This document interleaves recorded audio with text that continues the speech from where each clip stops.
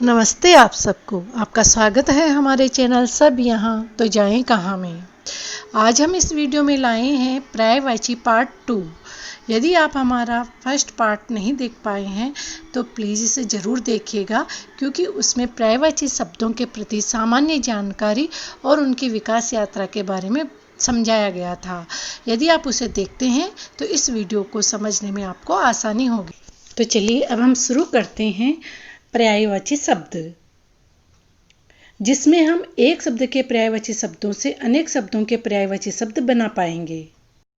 सामान्य जानकारी हमें हो चुकी है और इसके लिए हम अब आगे बढ़ते हैं।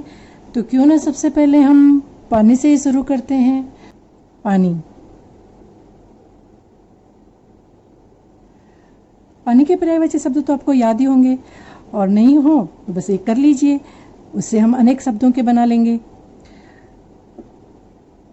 पानी के पर्यायवाची शब्द हैं जल, नीर, तोय, अंबु, वारी।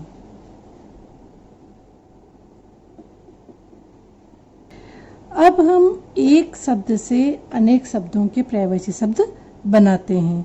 बहुत ही सरल और सिंपल तरीके से बनाएंगे हम। पानी, धन, जय। जय यानी जन्म लेना, यानी पानी में जन्म लेने वाले। कौन कौन है जो ऐसे पानी में जन्म लेने वाले हैं? जैसे कमल, मोती, मछली, शंख और भी बहुत कुछ। पानी में रहने वाले प्रत्येक जीव या वस्तु जो भी पानी के अंदर हो या पानी से उत्पन्न होती हो, उन सब के लिए सबके पर्यायवाची हमें याद हो गए। यहाँ मैंने सिर्फ 4 उदाहरण लिखे हैं, लेकिन और भी कई ऐसे हैं जो पानी में ही रहते हैं, पानी में जन्म लेते हैं। जैसे सिंगाड़ा हम खाते हैं, वो भी पानी में पैदा होता है, उसके भी पर्यायवाची यही होंगे। करना क्या है, के साथ हमें जय लगा देना है। जैसे जलज, नीरज, तोयज, अंबुज, वारिज। एक शब्द से कितने शब्दों के पर्यायवाची शब्द हमें याद हो गए? 4 तो मैंने लिखे हैं, इससे ज़्यादा भी जो पानी में रहते हैं सबके ये पर्यायवाची शब्द हो गए हैं। अब इसी तरीके से पानी के साथ हम द जोड़ देते हैं। द का मतलब होता है देने वाला, यानी पानी देने वाला। पानी कौन देते हैं? बादल।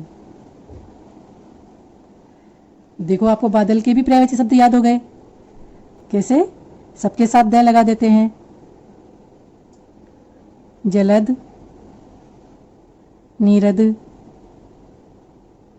तोयद, अम्बुद, वारिद। इसी तरीके से यदि हम पानी के साथ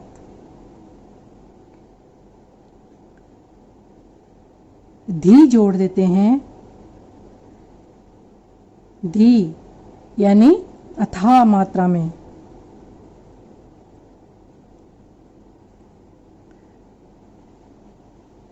अथाह एवं विस्तृत क्षेत्र में पानी कहाँ मिलेगा हमें? सागर में या समुद्र में।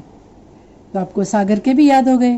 तो सागर या समुद्र के पर्यायवाची शब्द हो गए जलधि, नीरधि, तोयधि, अंबुधि और वारिधि। हाँ जी, अभी हम रुकने वाले नहीं हैं। अभी हम पानी ही के शब्दों से ही और शब्दों के पर्यायवाची शब्द बनाते हैं। पानी के साथ हम जोड़ देते हैं चर। चर का मतलब होता है विचरण करना, यानी पानी में विचरण करने वाले।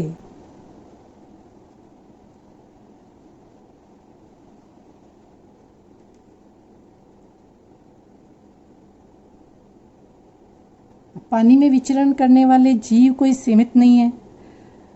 अनेकों ऐसे जीव हैं जो पानी में ही रहते हैं। फिर से हम उसको मछली भी बोल सकते हैं, मगरमच्छ भी बोल सकते हैं। और पानी में जो भी जीव विचरण करते हैं या जो पानी में चलते हैं, उन सब के पर्यायवाची शब्द क्या हो गए? जलचर,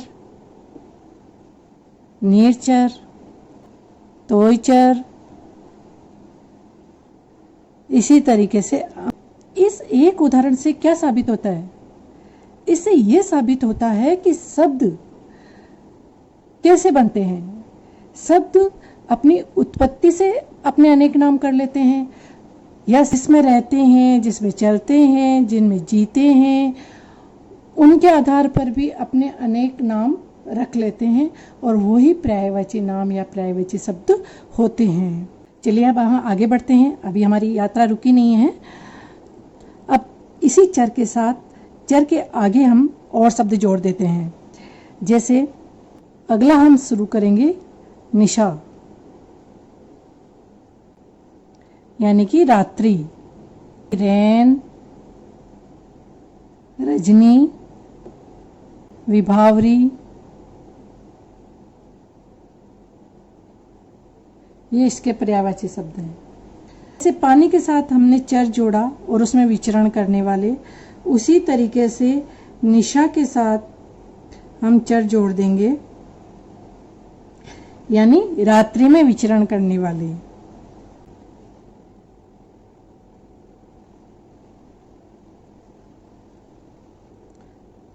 कौन,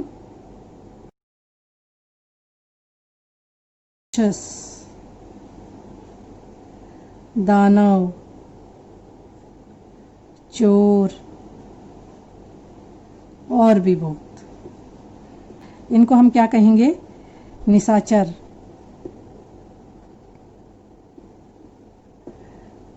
रेंचर,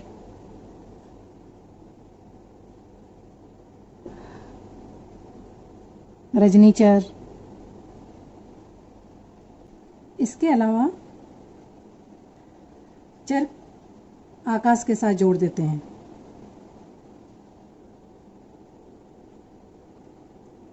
यानी कि आकाश में विचरण करने वाले।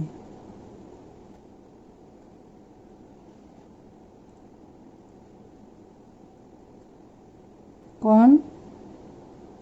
पक्षी। चिड़िया, कबूतर, कौवा, ये सब आकाश में विचरण करते हैं। तो जो भी पक्षी है जो आकाश में उड़ता है, उन सबके एक ही पर्यायवाची शब्द हो सकते हैं। उनको हम बोलेंगे नभचर। आकाश के पर्यायवाची शब्द है ना, नभ, गगन, अंबर, व्योम।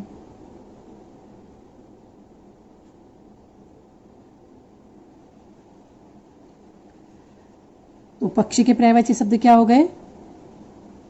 नभचर, गगनचर, व्योमचर। इसी तरीके से हम पर्यायवाची शब्द बना सकते हैं, जैसे थलचर और उभयचर, जो भूमि और जल दोनों में रहते हैं। अब आप समझ गए होंगे कि हम क्या कहना चाह रहे थे कि एक शब्द से के पर्यायवाची शब्द याद करके हम अनेक शब्दों के पर्यायवाची शब्द बना सकते हैं, और ये कोई कठिन कार्य नहीं है। अगला आगे देखिए, दिन शब्द के पर्यायवाची शब्द हम लिखते हैं वार, दिवस, दिवा, वासर, याम। अब यदि दिन शब्द के साथ हम कर लगा देते हैं तो हमारा बन जाएगा सूर्य। सूर्य के पर्यायवाची शब्द जैसे यानी दिन को करने वाला कौन? सूर्य। दिनकर, दिवसकर, दिवाकर, वारकर और यामकर, वासरकर से बना सूर्य। और सूर्य के पर्यायवाची शब्द के साथ यदि हम जा लगा देते हैं यमुना नदी के पर्यायवाची शब्द बन जाएंगे। क्यों बन जाएंगे? क्योंकि ये सूर्य की पुत्री कहलाती है। हमारी लोक कथाओं में, हमारे पुराणों में, हमारे ग्रंथों में यमुना नदी को सूर्य की पुत्री कहा गया है। तो यमुना की उत्पत्ति किससे हुई? सूर्य से। सूर्य की पुत्री है वो। तो उत्पत्ति के आधार पर यमुना को हम और किस किस नाम से पुकार सकते हैं? तो सूर्य के जितने भी नाम हैं, जा का मतलब होता है जन्मी हुई, ज का मतलब जन्मा हुआ और जा का मतलब जन्मी हुई। तो सूर्य से उत्पन्न उनकी पुत्री या सूर्य से उत्पन्न हुई यमुना, उसके हम पर्यायवाची शब्द बना लेते हैं। जैसे सूर्यजा, भानुजा,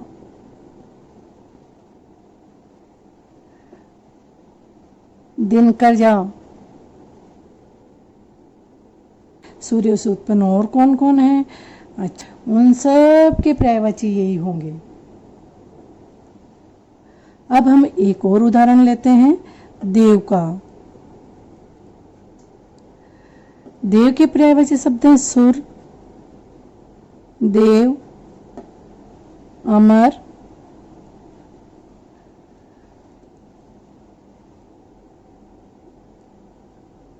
देव के साथ हम जोड़ देते हैं ईश। देवों के ईश कौन? इंद्र। तो इंद्र के पर्यायवाची शब्द बन गए सुरेश, देवेश, अमरेश।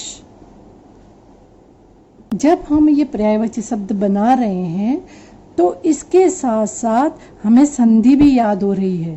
कैसे? सूर धन ईश बराबर सुरेश, देव धन ईश बराबर देवेश, अमर धन ईश बराबर अमरेश। वर्णों का मेल संधि में होता है और शब्दों का मेल समास में होता है। तो जब हम किसी शब्द की उत्पत्ति और उसके बनने के तरीके को जान जाएंगे तो हम संधि और समास को भी आसानी से सीख पाएंगे। इसी के साथ हम आशा करते हैं कि पर्यायवाची शब्द के बेसिक टिप्स एंड ट्रिक्स आपको समझ में आ चुके हैं।